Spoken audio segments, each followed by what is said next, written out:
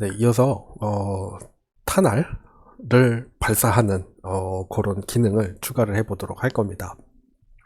지난 영상에서 이제 플레이어의 움직임까지 저희가 구현을 했어요. 그리고 처음에 명확하게 말씀을 드리진 않았지만 한번 지나가는 듯이 이야기를 했는데, 결국에 이 게임은 요 주변에서 이제 총알이 막 발사되고 내가 이 플레이어를 움직이면서 그 총알을 피하는 그런 게임을 모티브로 해서 만들고 있습니다. 그러면은 이제 플레이어는 추가를 했으니까 이제 탄알이 발사되는 이제 그런 로직을 한번 추가를 해 보도록 할게요.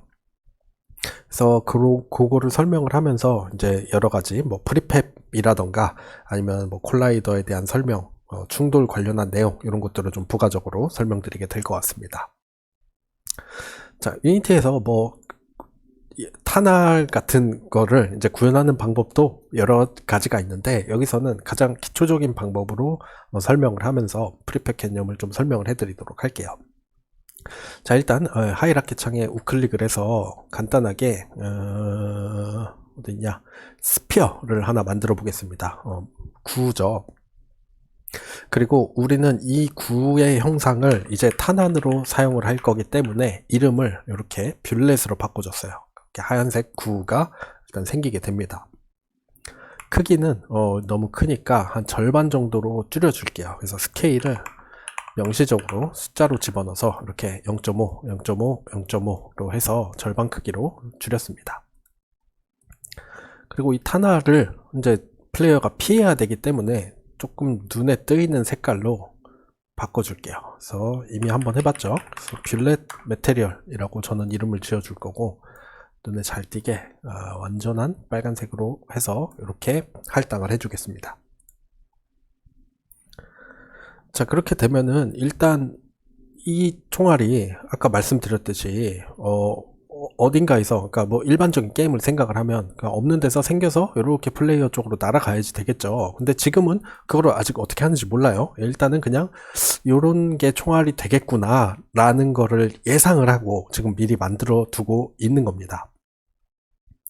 자, 그 다음에 이제 이 총알이 플레이어와 부딪혔는지, 좀 더 내려야겠네요. 부딪혔는지 아닌지를 판별을 하기 위해서 여기다가도 리지드 바디를 추가를 해줄 겁니다. 자, 이 리지드 바디라는 거, 이것도 그냥 지나가는 듯이 간단하게 설명드렸는데, 이 리지드 바디라는 것과 콜라이더가 우리가 이야기하는 물리 엔진이 어떤 계산을 하기 위해서 필요한 최소한의 컴포넌트들이라고 생각을 하시는 게 좋습니다. 그래서 사실은 이 리지드 바디라는 것이 물리 엔진에서 얘를 푼다고 했잖아요. 그쵸? 뭐 간단하게 생각을 하면 그렇습니다. 그래서 이 물체가 어떤 질량을 가지고 있고 뭐 어떤 속도로 어떤 힘을 받고 있고 라는 정보를 받아서 계산을 수행하기 위해서 필요한 정보들이 이 컴포넌트, 리지드 바디 컴포넌트에 들어가 있다고 보시면 되고요. 이 머시기 콜라이더라는 것들이 이제 이 물체가 부딪혔다, 안 부딪혔다를 판별하기 위한 형상이라고 생각을 하시면 됩니다. 차차 설명을 조금 더 드려볼게요. 자, 일단은 리지드 바디에서 우리가 지금까지 제가 예제로 보여드렸던 것들에서는 항상 그래비티를 사용을 하고 있었습니다. 그렇죠? 그래서 게임을 실행을 하면 중력에 의해서 이 총알도 아래로 떨어져서 바닥면에 부딪히게 되겠죠. 이렇게요.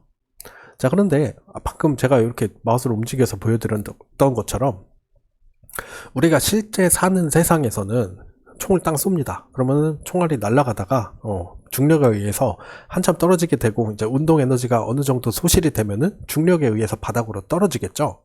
그런데 우리가 이 게임을 만들 때는 그렇게까지 정확한, 그러니까 중력의 영향을 받아서 이 탄알이 바닥으로 떨어지는 것을 선택적으로 내가 그거를 이 시뮬레이션에 집어넣을 수도 있고 집어넣지 않을 수도 있습니다. 그런데 이거를 집어넣는다고 해서 이 게임이 더 재밌어질 것 같지 않아요. 그렇기 때문에 유즈 그라비티를 총알 같은 경우에는 풀어주도록 하겠습니다. 그러면은 이제 이 총알에 작용하는, 원래 그러니까 일상적인 상황이라면 아래쪽 방향으로 작용해야 될 그 물리적인 힘을 이 체크를 해제함으로써 이제 사용하지 않게 됩니다. 이런 것도 우리가 게임이기 때문에 얼마든지 우리가 원하는 대로 조정을 해줄 수가 있는 거예요. 자, 그 다음에 이제 두 번째로, 요 좀 잘 알아두셔야 되는 개념이어서 설명을 드릴 건데, 이 위에 있는 스피어 콜라이더에서 이즈 트리거라는 것을 체크를 해줄 겁니다. 네, 체크를 이렇게 눌러서 해줄 거예요.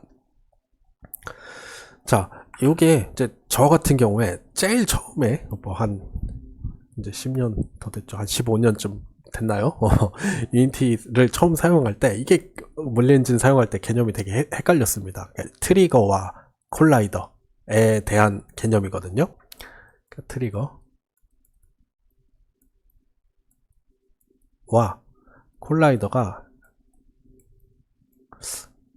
콜라이더라고 해도 되겠죠. 이 두 개가 개념적으로 좀 달라요. 그러니까 이 트리거라는 것은 어떤 물체가 어느 영역에 들어갔는지 아닌지를 판별하기 위해서 사용을 하는 개념이고요. 콜라이더라는 건 어떤 두 물체가 충돌에 의해서 서로 영향을 받는 것을 시뮬레이션 하는 거라고 생각하시면 됩니다. 자, 그래서 우리가 이즈 트리거를 체크를 하면은 얘는 이제 트리거가 되는 거고, 저거를 체크하지 않으면 콜라이더가 되는 거라고 보시면 돼요. 자, 이 차이를 간단하게 한번 어떻게 볼 수 있냐면요. 좋습니다. 지금 이제 이즈 트리거를 체크를 해놨어요. 우리가 간단하게 플레이를 해서 확인을 해보죠. 자, 그러면은 제가 뭐 총알은 여기 가만히 있다고 치고 플레이어가 여기로 갔을 때 이렇게 그냥 통과가 됩니다. 지금은 트리거라서 그런 거거든요. 자, 콜라이더일 땐 어떻게 되나 한번 볼게요. 자, 콜라이더라면 플레이어가 총알을 밀어내게 됩니다.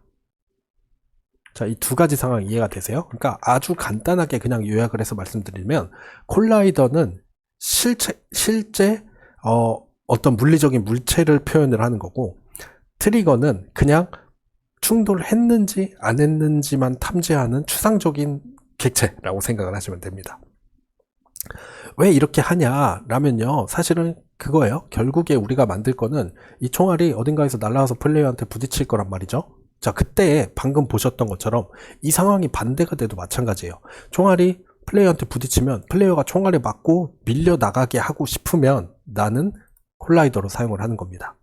그게 아니라 부딪혔을 때 부딪혔는지 안 부딪혔는지만 그냥 논리적으로 판단을 할 때, 그러니까 물리적으로 밀고 하는 상호작용을 안 만들고 싶을 때는 트리거로 사용한다고 생각하시면 돼요. 그래서 이 상황, 우리가 디자인하는 게임에서는 저 총알은 플레이어를 밀어내지 않길 우리가 바라기 때문에 트리거로 사용을 할 겁니다.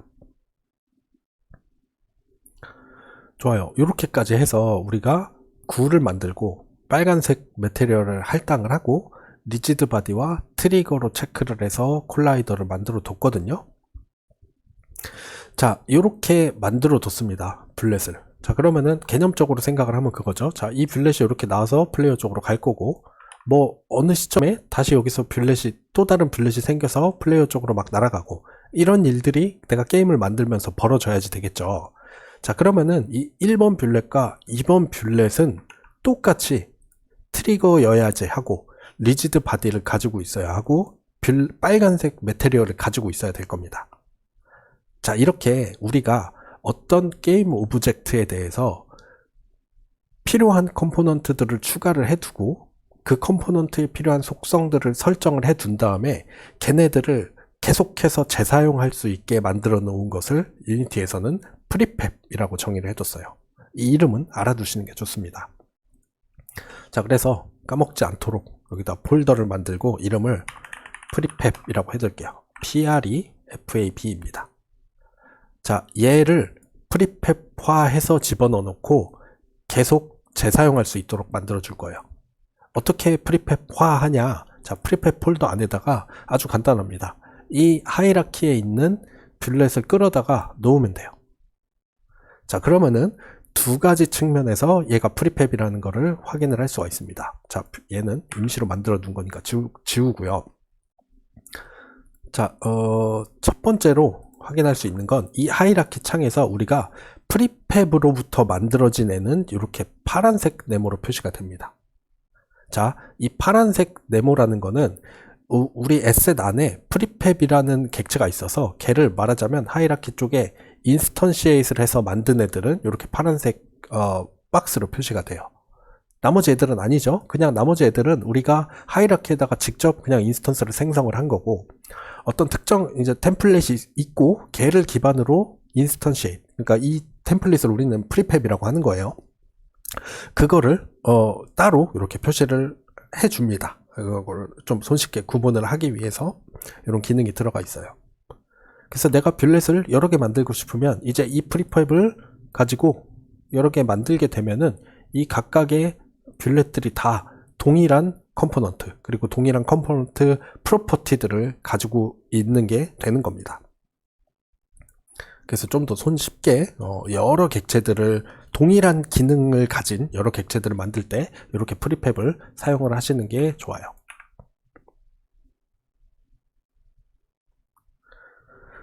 자, 좋습니다. 여기에다가 이제 추가적으로 필요한 게 뭐냐면 사실은 스크립트가 하나 필요해요. 그쵸? 지금은 얘가 어떻게 움직일지에 대한 로직이 없죠. 그래서 이 프리팹에다가 스크립트를 추가를 해보겠습니다. 자, 똑같이 스크립트를 하나 만들어주고 이름은 그냥 컴포넌트 이름도 뷰렛이라고 해줄게요. 이 뷰렛 컴포넌트가 생겼고 이 안에다가 로직을 한번 작성을 해 보겠습니다. 자, 이 뷰렛도 우리가 리지드 바디 참조를 사용을 할 거예요. 그래서 뭐 추천해주는 이름을 사용을 하죠. 그리고 퍼블릭으로 퍼블릭을 위쪽에다가 놓는 걸 선호를 하는데 스피드를 디폴트로 8이라는 값을 가지고 있도록 일단 이렇게 작성을 해주겠습니다. 자, 그리고 얘 프라이빗으로 만들어 뒀으니 뭘 해야 하는지 알죠? 게임이 시작될 때 리지드 바디 컴포넌트를 참조를 하도록 이렇게 이렇게 추가를 해주도록 하고요. 자, 그 다음에 이제 게임이 시작될 때 우리가 추가적으로 뭘 해줄 거냐면요, 저 뷰렛의 리지드 바디의 벨로시티를 플레이어 같은 경우에는 어떻게 했죠? 플레이어가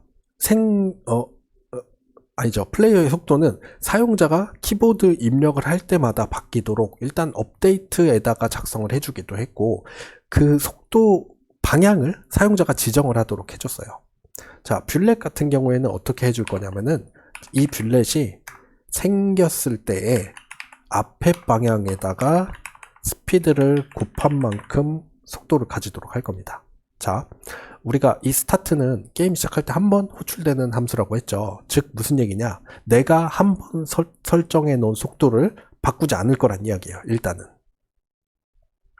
자, 그리고 그 속도 방향이 어떻게 되냐면은, 자, 요거는 여러분들이 잘 알아두시는 게 좋습니다. 자, 일단 요것도 이제 좀 명시적으로 볼 수 있도록 이렇게 해두고 한번 설명을 해 드려 볼게요. 자, 말씀드렸듯이 이 껍데기를 우리가 만들면 게임 오브젝트라고 하죠. 기본적으로 트랜스폼이라는 컴포넌트가 무조건 달린 채로 생성이 됩니다. 그리고 사실은 없앨 수도 없어요. 유니티에서 게임 오브젝트는 최소한의 컴포넌트로 일단 트랜스폼이라는 컴포넌트를 가지고 있고, 나머지 컴포넌트는 뭐 우리가 만들어서 추가하건 기본적으로 제공하는 뭐 리지드 바디 같은 거를 추가하건 이렇게 추가해서 사용할 수 있습니다.